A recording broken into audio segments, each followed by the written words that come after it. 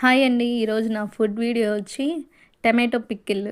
ఈ టమాటో పికిల్‌ని రైస్‌లో బాగా తిక్కుగా కలిపేసుకొని, ఒక్క ముద్ద నోట్లో పెట్టుకుంటే పుల్ల పుల్లగా, కారం కారంగా సూపర్‌గా ఉంటుందండి. అలాగే ఇవి మా చెట్టుతో కాసిన మునక్కాయలండి. మీకెవరికన్నా కావాలంటే కామెంట్ చేయండి. మా సరౌండింగ్స్‌లో ఉంటే ఇస్తాను. అలాగే మునక్కాయ చూసారు కదా! ఇలా నోట్లో పెట్టేసుకొని నమలాలి. ఎంతసేపు నమలాలంటే, నేను ఎంతసేపు నమిలానో మీరు కూడా అంతసేపు నమిలేయండి. ఇలా నములుతూ, నములుతూ, నములుతూ ఉండాలనమాట. మొత్తం మునక్కాయని కంప్లీట్ అయిపోయిందాక నమిలి, నమిలి ఇలా, ఇలా అయితే తీసేయాలనమాట. అప్పుడు టేస్ట్ అనేది సూపర్‌గా ఉంటుంది. ఆస్వాదిస్తూ తినండి. ఓకేనా?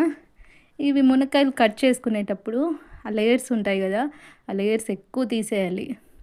తీసేసి ఆయిల్‌లో ఆయిల్‌లో ఎక్కువ ఫ్రై చేయాలి. ఆయిల్ ఎక్కువ ఫ్రై చేసిన తర్వాత ఈ శనక్కాయల పౌడర్ ఉంటది కదా! శనక్కాయ పప్పుల పౌడరు అది ఎక్కువ క్వాంటిటీ వేసుకోవాలి. వేసుకొని ఫ్రై చేసుకుంటే ఆ మసాలా అనేది మునక్కాయకి మంచిగా పడుతుంది. అప్పుడు టేస్ట్ అనేది ఇంకా హెవీగా అయిపోతుందనమాట. ఇలా ఆస్వాదిస్తూ తింటే సూపర్ టేస్ట్ వస్తది. ఓకే. లైక్ చేయండి, సబ్స్క్రైబ్ చేయండి.